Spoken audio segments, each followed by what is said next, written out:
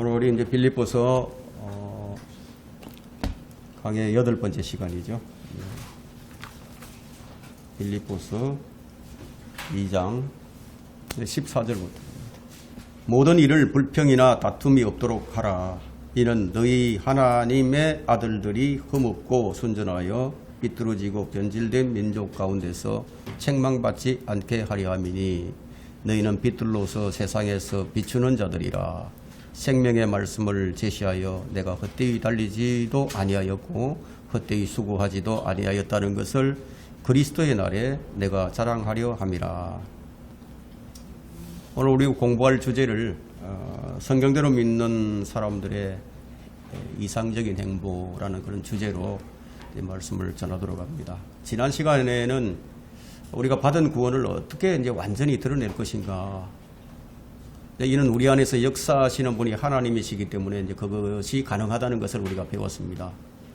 그분께서 우리 안에서 그분의 선한 기쁘심의 뜻을 따라서 행하게 하시기 때문에 또 우리는 그것을 행할 수 있고 또 우리가 받은 구원을 어떻게 나타내는지도 알 수 있다는 것이죠. 오늘은 이제 그 연장선상에서 성경대로 믿는 그리스도인의 이상적인 행보에 관해서 이제 살펴보도록 하겠습니다. 하나님께서 우리 한 사람 한 사람을 빚으시려고 어떤 역사를 하시느냐. 지금까지 우리가 그것을 살펴보고 있죠. 어떻게 우리를 빚어가시느냐. 우리 한 사람을 빚으시려고 삼위일체 하나님께서 합력하여 선을 이루고 계십니다. 세 분이 함께 일을 하신다. 그것처럼 우리 안에도 그렇게 역사를 하고 계신다는 거예요. 그래서 각자 자기 일만 돌보지 말고 남의 일도 돌아보라고 이런 말씀을 주셨죠. 그래서 우리에게 은혜가 임한다. 그러면 은혜가 임하게 되면요. 그러면 반드시 내가 누군가를 생각을 하게 되고 누군가를 돌아보게 돼 있어요. 하나님의 은혜가 임하게 되면은. 그리고 그 은혜가 오게 되면 내 자신을 돌아보게 됩니다. 내 자신을 이제 밝히 볼 수 있어야 되는 거죠. 그러니까 나의 일도 아니고 뭐 다른 사람의 일인데 왠지 그게 성령이 이제 우리 안에 오시고 또 은혜가 임하게 되면 자꾸 이제 옆에 있는 사람이 자꾸 걸리게 된다 이거예요. 마음에 걸려요. 왠지 나도 모르게 자꾸 주님을 바라보게 되고 그리고 주님을 자꾸 이제 의식하게 되고 주님께서 내 안에서 역사하신다는 것을 내가 이제 알게 되는 거죠. 근데 그런가 하면은 또 한편으로는 내 안에 또 다른 내가 있어서 자꾸만 이제 나만을 이제 생각하게 되고 그리고 또 다른 사람과 비교를 하게 되고요. 그래서 자꾸만 이상한 쪽으로 흐르게도 됩니다. 왜 그러냐 하면 우리는 두 가지 본성을 가지고 있기 때문이에요. 그 원인이 타고난 아담의 본성. 그건 나의 옛사람 때문이라는 거죠. 뭐 이건 어쩔 수 없는 인간의 속성이에요. 우리가 이걸 버리고 싶어도 버릴 수 없는 건데 이런 이유로 이제 바울은 14절에서 이제 이렇게 얘기를 하고 있죠. 모든 일을 불평이나 다툼이 없도록 하라. 모든 일을 불평이나 다툼이 없도록 하라. 근데 이것이 교회 안에서 일어나고 있다는 거죠. 우리가 사도행전 6장 1절을 보게 되면 초대교회 때 예루살렘 교회에 많은 사람들이 이제 구원을 받고 사람들이 이제 많이 모였죠. 제자들의 수가 이제 많이 늘어났어요. 그런데 이제 그리스도인들이 히브리인들에 대한 불평이 일어났단 말이에요. 왜냐하면 그 히브리인들이 그 과부들이 그 구제에서 이제 소외되는 것을 보고서 그런 불평이 이제 일어나기 시작한 겁니다. 뭐 지금도 이런 일들이 뭐 교회 안에서 이제 많이 일어나고 있죠. 근데 그 이유를 성경은 뭐라고 얘기하느냐? 그것은 육신을 따르기 때문이다. 이렇게 단언을 합니다. 육신을 따르기 때문에 그런 일들이 일어난다는 거예요. 그래서 우리 본래 본성을 한번 보세요. 우리 본래 본성은 뭐 틈만 나면 그냥 불평을 하게 되고 틈만 나면 원망을 하게 되고 뭐 내 기분이 좀 안 맞으면 내 뜻이 안 맞으면 다투게 되고 뭐 이런 데서 벗어날 수 없는 것이 우리 본성이란 말이에요.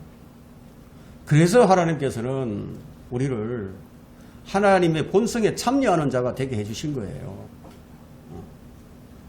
그 본래의 본성 가지고는 안 되니까 이제 하나님의 본성으로 이제 그렇게 살라. 아담의 본성 가지고는 이제 불가능하다. 하나님의 일을 하는 데 있어서.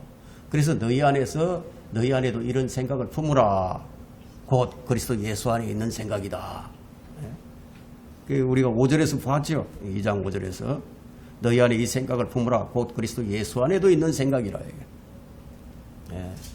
이제부터는 제발 좀 타고난 본성으로 살지 말고 이제 하나님의 본성으로 그렇게 좀 살아라. 이제 그런 뜻이 되겠죠.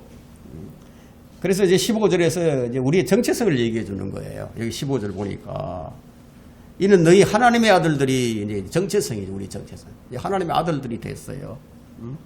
그럼 하나님의 아들들이 그러면 어떻게 살아야 됩니까? 흠없고 순전해야 된다는 거죠. 그래서 이 세상 사람들은 어떻게 살아가죠? 흠이 있잖아요. 삐뚤어졌잖아요. 그죠?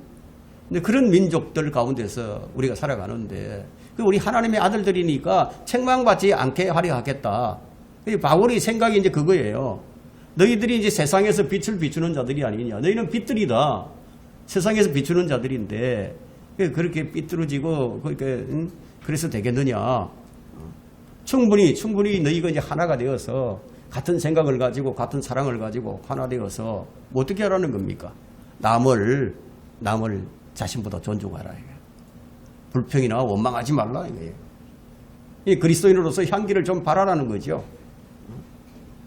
그것이 바로 우리 안에 계신 그리스도가 충분하게 발현되는 거예요. 그리스도를 발현되게 하는 거. 왜냐하면 우리는 언젠간 그리스도의 심판석에서 그리스도 앞에 서게 돼요.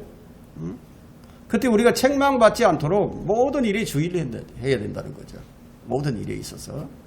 그래서 성경대로 믿는 사람들의 행보를 딱 한마디로 얘기한다면 뭐냐.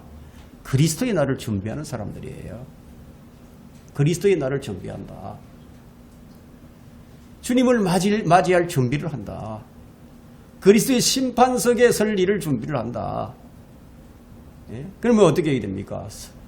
성경 말씀을 그대로 믿고 그 말씀대로 실행하는 것. 이것이 성경대로 믿는 사람들의 행보예요. 우리는 이제 빛의 자녀들입니다. 빛의 자녀들이 되기 위해서 우리가 노력하는 자들이 아니에요. 이미 빛의 자녀들이 되었기 때문에 그러면 빛의 자녀들이 빛을 비추면서 살아야지. 이미 하나님의 아들들이 되었어요. 그런데 왜 너희는 너희 정체성을 잃어버리고 하나님의 아들들이 아닌 것처럼 살려고 하느냐? 왜 책망을 받으려고 하느냐? 그 말이죠. 너희 안에 계신 그리스도를 발현되게 하라. 발현되게 하라. 그래서 그리스도인은요, 좀 자연스러워야 됩니다. 위에서 아래로 물이 흐르듯이 억지가 아니라는 거죠. 억지가 아니단 말이에요. 왜냐하면 우리 안에서 역사하시는 분이 하나님이시니까 억지가 돼서는 안 되죠. 여러분 이제 바리새인들이나 이 종교인들이 억지로 하잖아요. 그 사람들은 하기 싫어도 해야 돼요. 그 사람들은 법에 따라서 해야 되니까. 그래서 억지로라도 해야 되고 꾸미고 분장도 해야 되고. 그래서 주님께서 그런 행위를 뭐라고 얘기합니까? 위선이다 얘기하잖아요. 그래서 우리가 좀 주의해야 할 것은 뭐냐? 내가 우리 안에 내 안에서 역사하시는 하나님 계신데 그분께 내가 걸리적거리지 않도록 좀 주의를 해야 된다는 거예요. 무슨 말인지 이해가 되십니까? 내 안에서 역사하시는 성령님이 계시는데 그분께 내가 순종하면 되는 것 아니고요. 그분이 시키는 대로 내가 행하면 된다는 거예요. 너희는 빛들로서 세상에서 비추는 자들이라고 했는데 그렇다면 이제 무엇을 비춘다고 얘기하죠? 그것을 바울이 지금 16절에서 생명의 말씀을 제시하는 것으로 표현을 하죠. 생명의 말씀. 그 생명의 말씀은 무엇입니까? 생명의 말씀. 성경이에요. 성경이 생명의 말씀이에요. 성경이 생명의 말씀으로 불리는 이유가 있는데 첫 번째는 성경은 생명을 줍니다. 성경은 생명을 준다. 뭐 성경은 살아있죠. 두 번째는 살아있어요. 성경이 살아있어요. 세 번째로 성경은 생명으로부터 나왔어요. 하나님께로부터 나왔단 말이에요. 네 번째, 성경은 영원히 살아있습니다. 잠시 보이다 사라지는 게 아니라 영원히 살아있다. 다섯 번째, 성경은 영원한 생명에 대해서 말해줍니다. 그래서 성경은 생명의 말씀이에요. 근데 바울이 지금 이것을 제시한다. 그럼 제시하는데 그러면 어떻게 제시를 하고 있죠?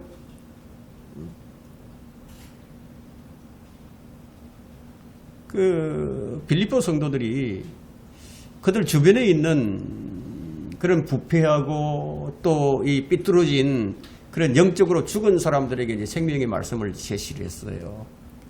그럼 여러분들도 이 사람들처럼 생명의 말씀을 제시해서 여러분을 통해서 예수님을 만나고 예수님을 통해서 구원받는 사람들이 더 많아지기를 그 최선을 다해서 그렇게 노력하는 사람이 되어야 된다는 거죠. 그래서 이제 그 일들로 인해서 좀 얼굴이 이제 밝아지고 또 기쁨이 넘치는 이제 그런 사람들이 좀 되기를 저는 이제 바랍니다. 이 생명의 말씀을 우리가 제시할 때는 좀 주의해야 될 사항도 있어요. 그냥 뭐 무조건 막 전하기만 하면 되는 게 아니라 뭐 어떻게 해야 되느냐, 수고와 노력이 물거품이 되지 않도록 하는 거예요. 바울이 자신의 수고와 노력이 헛되지 않도록 얼마나 애를 썼는지 그의 서신서 여러 곳에서 우리가 발견할 수가 있어요. 고린도전서 9장 26절에서 우리가 찾아볼 수 있는데 거기에는 내가 그처럼 달리되 불확실하게 하지 아니하며 또 내가 그처럼 싸우되 허공을 치는 자같이 하지 아니하노라, 이런 말을 남겼어요. 불확실하게 달리지 않는다. 뭐 어떤 말이죠? 정확하게 한다는 거죠. 규칙대로 한다. 허공을 치는 자 같지 아니한다. 여러분, 이제 권투 선수가 상대방을 다운시키려고 칠 때, 주먹을 내칠 때, 이거 헛발질 안 한다. 이거 헛발질 안 하고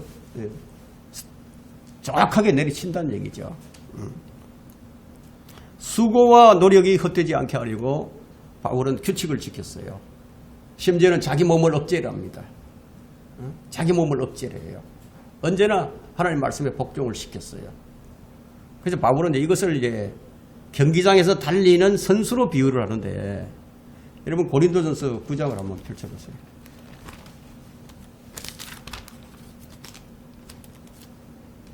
(9장) 24절 한번 보세요. 상을 받는 사람들에 대해서 얘기를 하는데요. 경기장에서 달리는 사람들이 모두 달릴지라도 한 사람만이 상을 받는 것을 너희가 알지 못하느냐. 그러므로 너희도 상을 얻게 되도록 달리라. 달리라. 자, 우리가 이 구절은 좀 우리 마음에 깊이 새겨야 할 그런 위대한 구절입니다. 여러 사람들이 경주를 하잖아요. 경주를 하는데, 근데 결승점에서 테이블 딱 끊는 사람은 한 사람뿐이죠. 그럼 여러분들은 그 한 사람이 되기 위해서 경주를 해야 된다. 그 성경이 그걸 촉구를 하는 거예요. 테이프를 끊고 상을 타도록 성경은 우리를 격려해 줍니다. 자, 우리 믿음의 여정은요, 재미로 하는 게 아닙니다. 남에게 보이려고 쇼를 하는 것도 아니에요. 상을 얻기 위한 뚜렷한 목적이 있는 거예요. 상을 얻는다. 오늘날의 그리스도인의 문제가 무엇입니까? 이 상에는 관심이 없어요. 그래서 사력을 다해서 경주를 안 해요. 여러분, 모든 경기에는 규칙이 있잖아요. 이와 마찬가지로 그리스도인에게 적용되는 규칙은 각자가 달려야 할 자기 레인이 있단 말이에요. 그 정해진 레인에서 믿음으로 열심히 달리면서 결승 지점에 누가 계십니까? 예수 그리스도가 서 계신단 말이에요. 그럼 그 예수 그리스도를 응시하고 그 달려가야 되죠. 그렇게 이제 막 달려가다 보면은 마침내 우리가 어디서 결승점에서 예수 그리스도를 이제 만나게 된다. 그런데도 달리는 선수들이 결핍하면 그냥 다른 사람 레인에 뛰어들어가지고 다른 사람들이 경주하는 것을 막 방해하는 그런 그리스도인들이 엄청나게 많이 있죠. 결승점에 계신 주님은 안 보고요. 그 다른 사람이 달려가는데 옆에 홀깃홀깃 하면서 그렇게 한단 말이에요. 자기 레인에서 그냥 벗어나는 그런 짓을 밥 먹듯이 한다는 거죠. 어떤 사람들은 이 결승점을 보지도 않고 자기 코앞만 내려다보는 거예요. 자기 코앞에만 내려다보고 그냥 앞만 보고 그냥 계속 땅만 보고 그렇게 달려가는 그런 그리스도인들도 있단 말이에요. 그럼 트랙 경기장에서 그 장애물 경기를 한번 생각을 해보세요. 그 허들 선수들이 이제 그 경기를 할 때 이 장애물들이 앞에 놓여 있죠. 그러면 저만큼 있는 이 장애물들을 미리 딱 계산을 하죠. 어느 정도. 그 장애물이 눈앞에 딱 여기 오더라도 그것을 쳐다보지도 않아요. 예? 그냥 훌쩍 뛰어넘어 버린다. 그리스도인들도 이와 마찬가지로 예수 그리스도를 응시한 채 앞에 있는 장애물은 장애물 따위는 쳐다보지 말고 훌쩍훌쩍 뛰어넘을 수 있어야 된다. 이게. 이제 우리 시선이 그리스도에게서 딱 벗어나게 되면 어떻게 되느냐. 그때부터 우리에게 문제가 터지게 됩니다. 자, 베드로가 말이죠. 주님의 명령에 따라서 주님만 쳐다보며 물 위를 자복자복 걸어갔어요. 그러다 시선을 주님으로부터 딱 돌리고 땅을 딱 물을 쳐다봤어. 그 순간 풍덩 빠져버리고 말았습니다. 자, 이처럼 우리 그리스도인들은 각자가 달려야 할 레인이 정해져 있고 그 레인에서 벗어나지 말아야 하고 각자 앞에 서 계신 그 예수 그리스도를 응시하고 달려가야 된다. 그러니까 이런 사람이 경주를 잘하는 사람이고 이런 사람이 상을 타게 되는 거죠. 내가 걸어가야 할 항행로가 있고요. 또 내가 신경 써야 할 일이 따로 있기 때문이다. 그래서 성경은 남의 종을 판단하는 자는 누구냐? 남의 종을 판단하는 너는 누구냐? 그가 서거나 넘어지는 것이 자기 주인에게 있느니라고 로마서 14장 4절에 이제 말씀을 하시죠. 예? 남의 종을 계속 판단을 하고 있어. 자, 이 말씀은 남의 밥그릇을 차지하지 말라, 남의 밥그릇을 넘보지 말라 이런 뜻인데 우리는 이기려고 달리는 거지요. 패배하려고 달리지 않아요. 어떤 사람들은 그러죠. 그 상을 예수님이 중요하지 그 상은 뭐가 그렇게 중요하냐 이런 얘기를 하면서 상 타는 것을 갖다가 아주 경시하는 그런 사람들이 있는데 왜 우리가 상을 중요하게 생각하는지 아십니까? 그 이유가 있어요. 상을 주시는 분을 존중하기 때문입니다. 또 그리고 그 상 자체가 참으로 중요하기 때문이에요. 그 상이 무엇인가 하냐면 이기려고 애쓰는 사람은 누구든 모든 일에 자제하나니 이제 그들은 썩어질 면류관을 받으려 하지만 우리는 썩지 아니할 면류관을 받고자 합니다. 썩지 않은 면류관이죠. 자, 우리 앞에 상이 놓여 있습니다. 그 상이 뭐라고 얘기합니까? 썩지 아니할 상이다. 우리가 받게 될 상은 영원히 썩지 않을 면류관이에요. 왜 그 상이 중요하냐? 우리가 영원 세계에서 영원히 사는 동안에 영원히 우리 머리 위에 쓰게 될 참으로 중요한 면류관이기 때문이에요. 여러분 영원 세계에서 영원히 사는데 여러분 머리에 면류관 하나도 없어 보세요. 얼마나 부끄럽겠습니까?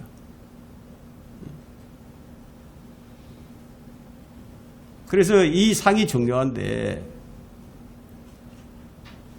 바울이 이 상을 중요하게 생각했기 때문에 나는 헛되이 달리지 않고 헛되이 수고하지 않았다. 그런 말을 한 것입니다.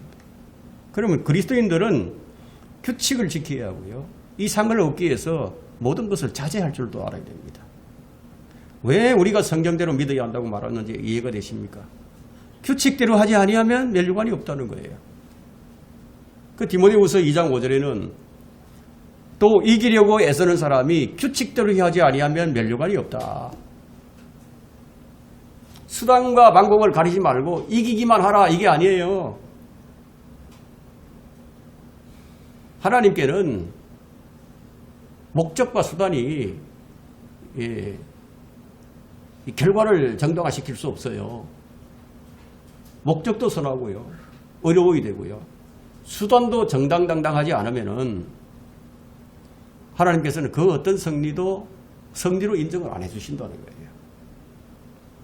바로 이런 의미가 있기 때문에 바울이 내가 생명의 말씀을 제시하여 내가 헛되이 달리지도 아니하였고 헛되이 수고하지 아니하였다는 것을 그리스도의 날에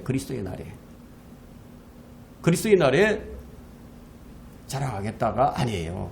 여러분, 우리 성경에 자랑하겠다고 되어 있죠, 그죠? 그 이제 단어가 나중에 제시하겠지만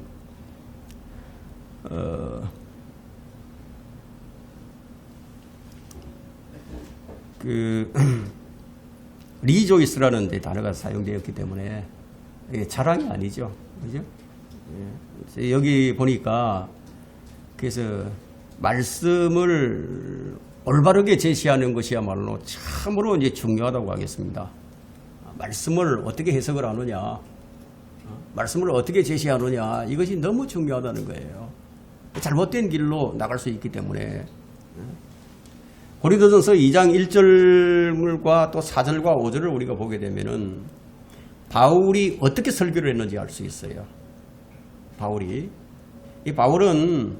하나님의 말씀을 전거할 때 말과 지혜의 탁월함으로 하지 않았다고 얘기합니다. 말과 지혜의 탁월함을 안 했다. 그럼 오늘날의 설교와는 그 격이 완전히 좀 다르죠. 그리고 4절과 고린도전서 2장 4절과 5절에는 또 내 말과 내 설교는 설득력 있는 인간의 지혜의 말로 하지 않고 성령과 능력 나타냄으로 하였으니 이는 너희 믿음이 인간의 지혜에 있게 하지 아니하고 하나님의 능력에 있게 하려 함이라. 그래서 우리는 이제 이 설교를 가지고요, 설교자는 참 이 부분에 있어서 매우 중요하게 주의하지 않으면 안 돼요. 뭐 설교를 한다고 해서 다 설교가 아니라는 거죠. 그럼 설교가 성령과 능력 나타나고 되지 않을 때 그 결과로 주어지게 되는 것이 그 믿음이 달라져 버린다는 거예요. 그게 다 똑같은 믿음이 아니라는 거죠. 인간의 지혜에서 나온 믿음이 될 수도 있다는 겁니다. 그러면 인간의 지혜에서 나오는 설교는 그 매우 그럴듯합니다. 아주 귀에 솔깃솔깃하게 만들어지는 그런 효과가 있어요. 그런 효과가 있단 말이에요. 그런 설교를 이제 자주 듣게 되다 보면 거기에서도 믿음이 나오긴 나와요. 그 믿음이 나오는데, 근데 그 믿음의 근거가 하나님의 능력이 아니라 인간이 된다는 거예요. 인간. 여러분, 역사상 참 연설을 아주 잘하는 사람들은 참 많이 있어요. 근데 이제 히틀러가 아주 대중 연설가로서는 아주 기가 막히게 연설을 잘하는 사람이었거든. 청중들의 마음을 그냥 다 휘어잡는 그런 설득력이 있는 사람이었어요. 아마 그와 같이 연설을 잘하는 사람이 아마 뭐 적그리스도나 앞으로 더 나오지 않겠습니까? 그 연설은 온 그 국민의 마음을 온전히 이제 사로잡아 버린 그런 연설이었죠. 그와 같은 설교, 그와 같이 설교라는 이 종교의 방식을 통해서도 교인들을 그런 식으로 몰아갈 수 있다는 거예요. 교인들을 인간의 근거를 둔 믿음으로 만들 수 있다는 거예요. 오늘날 인본주의 교회예요. 인본주의 교회예요. 자, 이것을 다르게 얘기한다면은 교인들을 우민화시킨다.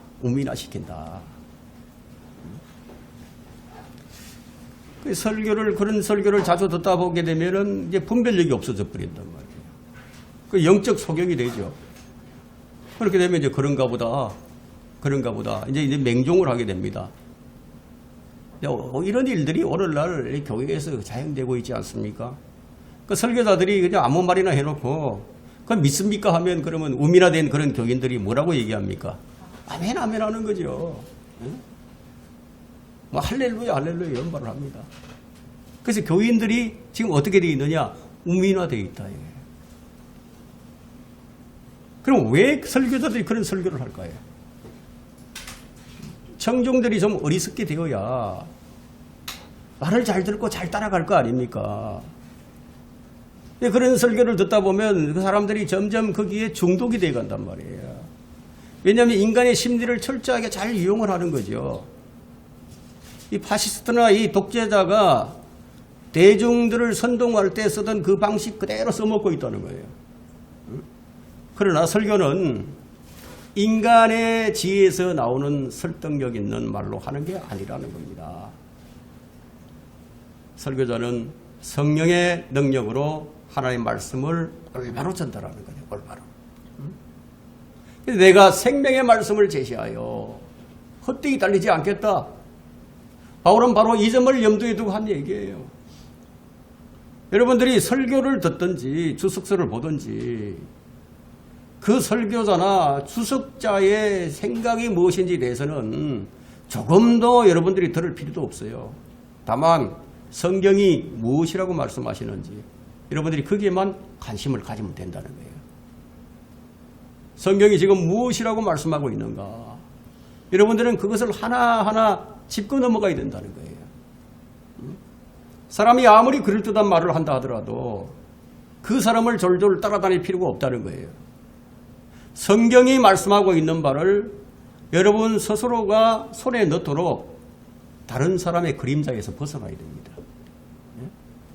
인간의 말과 지혜로 하는 설교는 그 정치인들이 이 표를 얻기 위해서 이제 국민들을 설득해서 그 자기가 생각하는 사람이나 자기가 밀고 있는 그런 사람을 좀 지지해달라고 그렇게 얘기할 때 그 써먹는 수단이죠.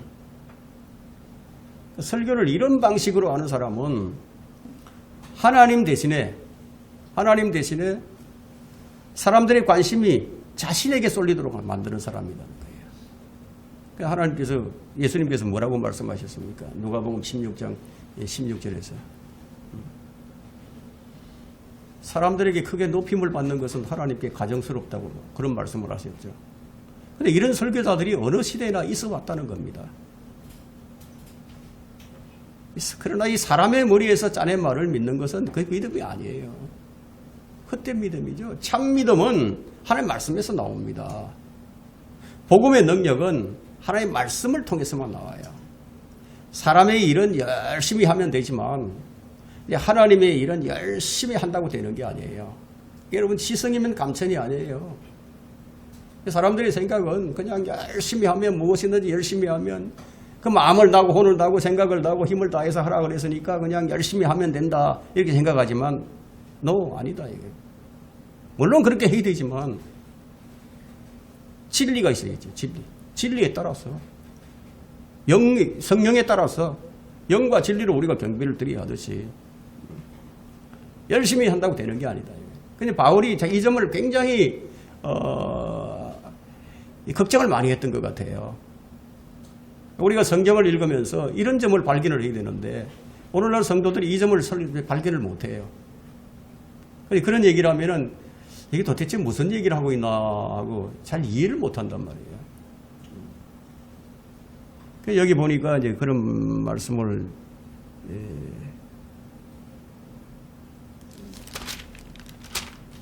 어디더라 그런 말씀이 있어요. 요한복음 16장에 보면요. 내가 아직도 너희에게 말할 것들이 많이 있으나 요한복음 16장 12절에서 지금은 너희가 그것들을 감당할 수 없느니라. 감당할 수 없는 제자들이 감당할 수 없는 그런 말씀들을 예수님께서 말씀을 많이 하셨어요. 그런데 제자들이 감당할 수 없었죠. 지금은 하고 그래 성령님이 오시면 이제 감당할 수 있게 된 거죠. 그럼 오늘날 우리 그리스도인들은 감당할 수 있는 말씀이 되게 되는 거예요. 성령이 우리 안에 계시니까. 근데 바울이 두려워하는 일이 딱 한 가지가 있었는데 자신이 하나님의 일을 하는 과정에서 성령의 능력이 나타나지 않을까 봐 그걸 참 심히 떨었습니다. 바울의 말에 따르면은 성령의 나타남이 없는 말로 믿게 해봐야 아무 소용이 없다는 거예요.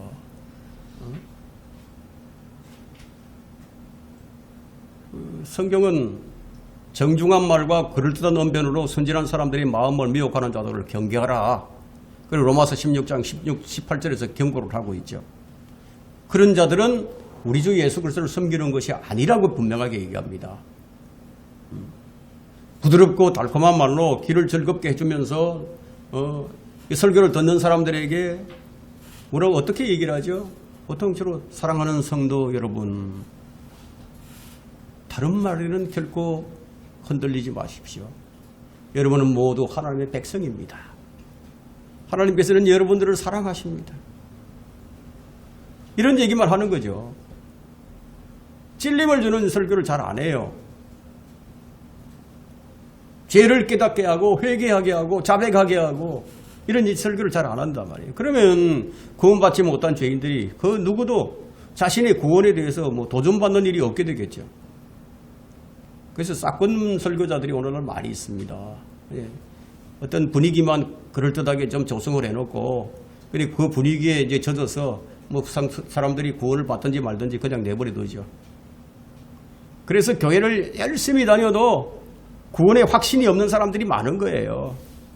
그게 현실이잖아요. 고린도 교회는 베리베리 것들을 다 알고 있었어요. 근데 정작 그들이 알아야 할 핵심적인 그런 문제를 이 두 가지를 잘 모르고 있었는데 예수 그리스도와 그분의 십자가에 대해서는 제대로 알고 있지 않았음을 바울이 개탄한 바가 있습니다. 그럼 이것을 제대로 안다는 것은 과연 무엇을 말하는 것인가? 예수 그리스도께서 십자가에 못 박혔다는 그 사실을 진정으로 체득한 사람이라면 자기 자신도 그분과 함께 십자가에 못 박힌 사람이어야 한다는 것을 말하는 거예요. 그래야 멸류관을 얻을 수 있기 때문이에요. 예수 그리스도께서도 십자가를 지심으로써 멸류관을 얻으신 겁니다. 그분이 전파하신 그 복음에 대해서 아무리 잘 알고 있다 하더라도 자신을 십자가에 매달고 자신을 땅에 묻어버린 사람이 아니라면 그 사람은 여전히 무엇이죠? 아무것도 알지 못하는 사람이나 다름이 없다는 겁니다. 주 예수 그리스도와 함께 자신도 죽어야만 그분을 따라 다시 살죠. 내가 그리스도와 함께 죽지 않으면 그분이 내 안에 사시지 않는다는 거예요. 자, 이 말씀은 일반 사람들에게는 감당이 안 되는 말씀이에요. 거듭난 사람에게는 이것이 감당이 되죠. 이해가 된단 말이에요. 그분이 내 안에 사시지 않으면 나는 죽은 거예요. 이처럼 예수 그리스도와 그분의 십자가에 못 박히심을 안다는 것은 내 자신도 그분과 함께 십자가에 못 박혔다는 것을 의미하는 거예요. 이렇게 하는 목적이 내 안에 사시는 그분을 얻기 위함이라고 바울은 이것만을 위해서 다른 모든 것들은 다 배설물로 여겼다. 이런 얘기를 하죠. 그래서 바울은 성경대로 믿는 행보가 무엇인지를 우리에게 솔선수범해서 다 보여주었습니다. 그래서 바울은 자신 있게 나를 따르는 사람이 되라.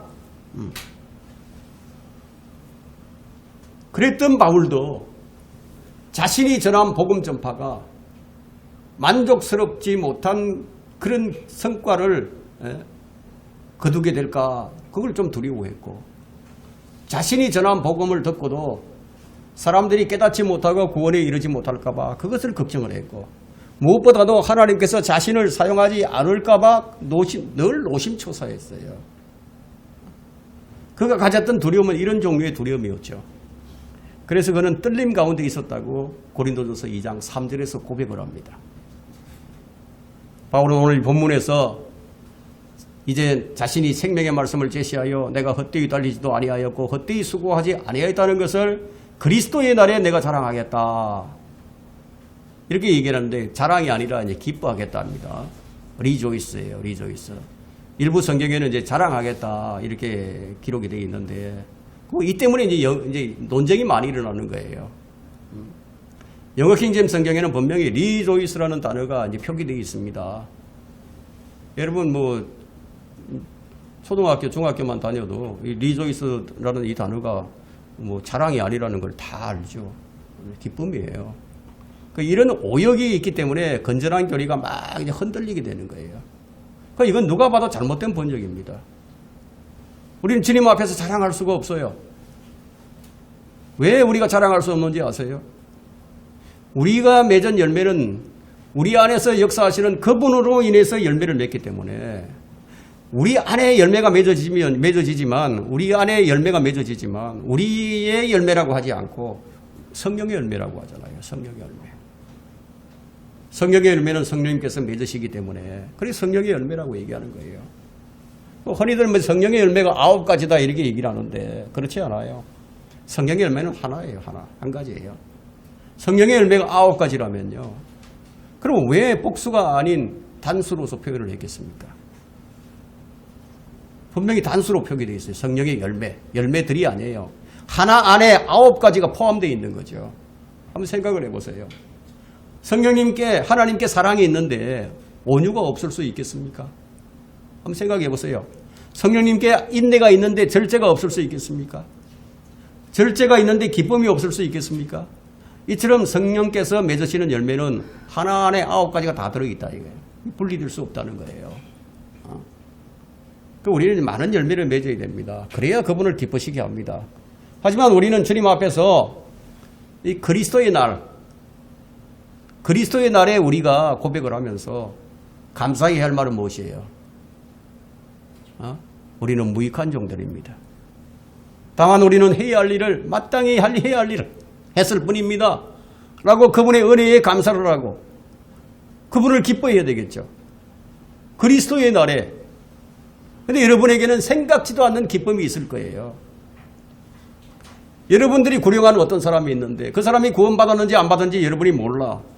근데 그날에 보니까 생각지도 않은 사람이 여러분의 기쁨이 될 날이 온다는 거예요. 그날에 회심자들이 드러나는 날이에요. 그 열매를 점검받는 날입니다. 오직 열매를 맺을 수 있는 회심자만이 그들 안에서 역사하시는 하나님 말씀을 사실 그대로 생명의 말씀으로 이제 받아들이죠. 그리고 그 생명의 말씀을 그대로 또 제시를 하는 거죠. 바울은 생명의 말씀이 효과적으로 역사하는데 그럼 어떤 사람에게 그 효과적으로 역사하느냐? 그것을 데살로니가전서 2장 13절에 설명을 하는데요. 이로 인하여 우리가 하나님께 쉬지 않고 감사함은 너희가 우리에게서 받은 바 하나님의 말씀을 받을 때 사람의 말로 받아들이지 아니하고 사실 그대로 하나님의 말씀으로 받아들였으니 이 말씀이 믿는 너희 가운데서 효과적으로 역사하느니라. 그리스도의 날은 바울의 사역을 드러내는 날이고 여러분의 사역을 드러내는 일이에요. 그런 날이다. 성경대로 믿었는지 정말 성경대로 행보를 했는지 그날에 그의 사역이 진심에서 우러난 것인지 분명하게 밝혀진다는 겁니다. 바울에 의한 회심자들이 생명의 말씀에 대한 그 자신의 믿음을 입증하게 될 것이고 만일 그들이 신실하다는 것이 입증이 되면 그리스도의 날에 기뻐하겠죠. 그래서 바울은 16절에서 이 점을 얘기합니다. 그리스도의 날에 내가 기뻐하리 함이라. 자랑하려는 것이 아니라 기뻐하겠다. 생명의 말씀으로 구원을 받고도 자기가 받은 그 생명의 말씀을 제시하지 않는다면 자신을 위해서 애쓴 사람이 누구의 가슴을 아프게 만들겠습니까? 바울의 가슴을 아프게 만들겠죠. 슬프게 만들겠죠. 그리스도를 슬프게 만들겠죠. 나를 구원해준 그리스도를 슬프게 만들겠죠. 그래서 바울은 헛되이 달리는 것, 헛되이 수고하는 것 이것에 대해서 염려를 했던 겁니다. 자, 이것들이 우리가 살펴봤던 이 고린도전서 9장에서 나오는 사역의 두 가지 모습인데요. 하나는 썩어진 면류관이고 또 다른 하나는 썩지 않은 면류관인데 그러면은 생명의 말씀은 자, 어떻게 제시되어야 됩니까? 아주 강력하게 제시되겠죠. 우리 모두는 삐뚤어지고 변질된 민족 가운데서 책망받지 않는 그런 자들이 되셔야 할 것입니다. 오늘 이 말씀 잘 기억하시고 여러분의 삶에 잘 적용시키길 바랍니다. 오늘 여기까지입니다.